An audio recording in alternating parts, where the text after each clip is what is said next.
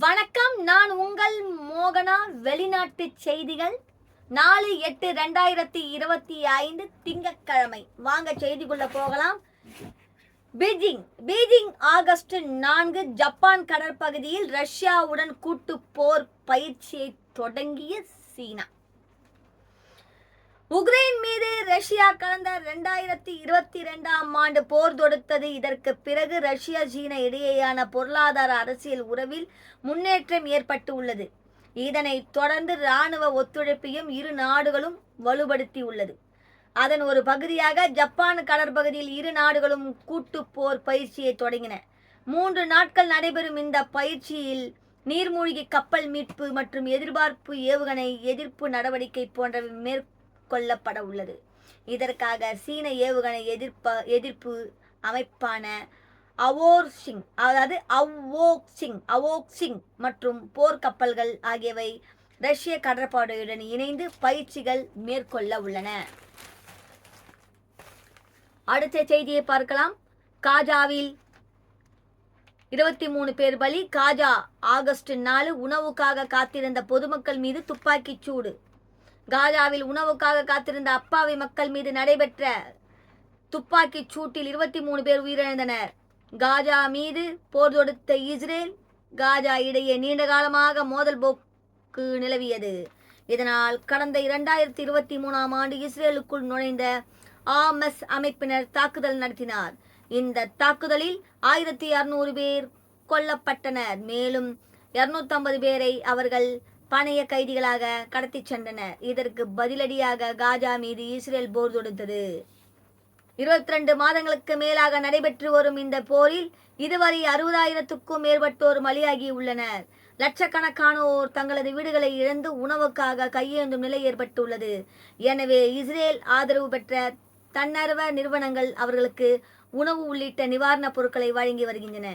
அதன்படி காஜாவின் டீனா மற்றும் மோரக் பகுதியில் தன்னார்வ நிறுவனங்கள் சார்பில் உணவு வழங்கப்பட்டது. பசியில் வாடிய ஏராளமானோர் இதனை பெறுவதற்காக முண்டியடித்து சென்றனர். அப்போது அவர்களை நோக்கி கண்மூடித்தனமாக துப்பாக்கி சூடு நடப்பட்டது. இதனால் அங்கிருந்தவர்கள் அலறி அடித்து கொண்டு நாலாபுரம் சிதறி ஓடினர். இந்த தாக்குதலில் உணவுகளுக்காக இருந்த அப்பாவி மக்கள் 23 பேர் உயிரிழந்தனர். இதற்கு இஸ்ரேல் இராணுவமே பொறுப்பு என காஜா குற்றம் சாட்டியது. ஆனால் இஸ்ரேல் தரப்பில் இதுவரை எந்த ஒரு தகவலும் தெரிவிக்கப்படவில்லை. அடுத்த செய்தியை பார்க்கலாம். வாஷிங்டன் ஆகஸ்ட் 4 கடலில் குளித்தபோது கர்ப்பிணியை தாக்கிய சுறா. இத்தாலியை சேர்ந்த தம்பதி டானிலோ கல்லினரி எலியோனோரா பேர் வாயிலே நுழையிலங்க. எலியோனரா கலினோரியா கடந்த 2022ஆம் ஆண்டு திருமணம் செய்து கொண்ட பிறகு அவர்கள் அமெரிக்காவில் வசித்து வருகின்றனர். இந்த தம்பதிக்கு ஏற்கனவே 2 குழந்தைகள் உள்ள நிலையில் எலியோனாரா தற்போது 3வது முறையாக கர்ப்பமாக உள்ளார்.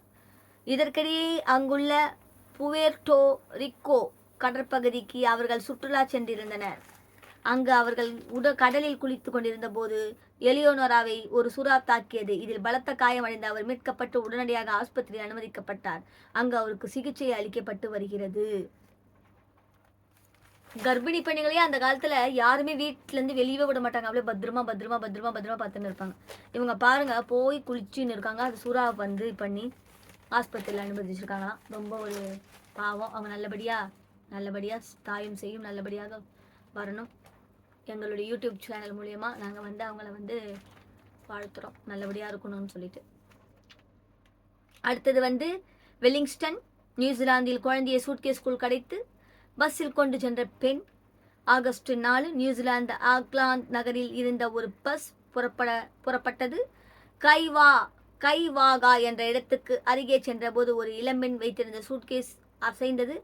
இதனால் சந்தேகமடைந்த கண்டக்டர் அந்த சூட்கேஸை திறந்து பார்த்தார். அப்போது அந்த சூட்கேஸில் 2 வயது பெண் குழந்தை இருந்ததை கண்டு அனைவரும் அதிர்ச்சி அடைந்தனர்.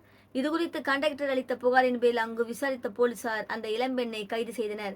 இதற்கிடையே அந்த குழந்தை மீட்கப்பட்டு சிகிச்சைக்காக ஆஸ்பத்திரியில் அனுமதிக்கப்பட்டு உள்ளார். அடுத்த செய்தியை பார்க்கலாம். உலகை சுற்றி அமெரிக்காவின் அலாஸ்கா மாகாணம் ஜார்ஜ் பக்ஸ் நெடுஞ்சாலையில் தேசிய பூங்கா அமைந்துள்ளது. அங்கு சுற்றுலா பயணிகள் சிலர் காரில் சென்றனர். அப்போது அந்த வழியாக சென்ற கடைமான் மீது கார் மோதியதில் விபத்துக்குள்ளானது. இதில் கார் டிரைவர் சம்பவ இடத்திலேயே பலியானார். படுகாயமடைந்த மற்றொரு பெண் மீட்கப்பட்டு ஆஸ்பத்திரியில் சிகிச்சை பெற்று வருகிறார். அடுத்தது பாகிஸ்தான். ஈரான் அதிபர் மசூத் பேஸ்கியன் 2ஆம் நாள் பயணமாக பாகிஸ்தான் சென்றுள்ளார். அங்கு அந்த நாட்டின் பிரதமர் ஜபாஸ் ஷெரீப் மற்றும் உயர் அதிகாரிகளை சந்தித்து பேச்சுவார்த்தை நடத்தினார். அப்போது இருதரப்பு உறவை மேம்படுத்த ஆண்டுக்கு சுமார் 70,000 கோடி வர்த்தகம் செய்வது தொடர்பான ஒப்பந்தத்தில் அவர்கள் கையெழுத்திட்டனர். பெருநாட்டின் எல் டேனிமெண்டே நகரில் ஏற்பட்ட நிலநடுக்கத்தால் அங்குள்ள தாமிர சுரங்கம் இடிந்து விழுந்தது. இந்த இடிபாடுகளில் சிக்கி 2 பேர் பலியாகியிருந்தனர். மேலும் 5 பேர் சுரங்கத்தில் சிக்கிக் கொண்டனர். அவர்களை தேடும் பணி நடைபெற்று வந்த நிலையில் தற்போது ஒருவர் மட்டும் சடலமாக கண்டெடுக்கப்பட்டுள்ளார். மீதமுள்ள 4 பேரை தேடும் பணியில் மீட்பு படையினர் தொடர்ந்து ஈடுபட்டு வருகின்றனர். அடுத்தது இங்கிலாந்து. ஆப்பிரிக்கா நாடுகளில் நிலவும் பொருளாதார நெருக்கடியால் ஏராளமானோர் ஐரோப்பிய நாடுகளில் குடியேறுகின்றனர். இதனை கட்டுப்படுத்த அரசாங்கம் பல்வேறு நடவடிக்கை எடுத்து வருகிறது. ஆனால் சட்டவிரோதமாக நுழைபவர்களுக்கு சமூக வலைதளம் மூலம் பலர் உதவி செய்து கண்டுபிடிக்கப்பட்டுள்ளது.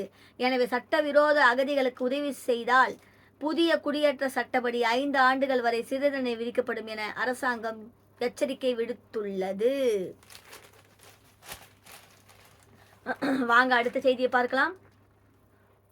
அமெரிக்காவில் கேளிக்கை விடுதி 4 பேர் சுட்டு கொலை. வாஷிங்டன். ஆகஸ்ட் 4 பேர் சுட்டு கொலை. அமெரிக்காவின் மெண்டானா மாகாணம் அன்கோண்டா நகரில் உள்ள ஒரு கேளிக்கை விடுதி அமைந்துள்ளது. வார இறுதியை முன்னிட்டு அங்கு ஏராளமானோர் சென்றிருந்தனர். அப்போது அங்கிருந்தவர்களை நோக்கி ஒருவர் சரமாரியாக துப்பாக்கி சூடு நடத்தினார். இதனை பார்த்த மக்கள் அலறி அடித்துக்கொண்டு வெளியே ஓட்டம் பிடித்தனர். இந்த சம்பவத்தில் 4 பேர் உயிரிழந்தனர். இதன் பிறகு துப்பாக்கி சூடு நடத்திய நபர் அங்கிருந்து காரில் ஏறி தப்பிச் சென்றார்.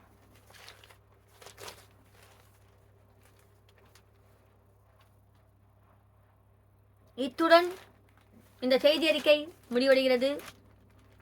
மேலும் மற்றும் ஒரு செய்தியோடு உங்களை சந்திக்கிறேன். அதுவரை உங்களிடமிருந்து விடைபெறுவது உங்கள் ஆர் மோகனா.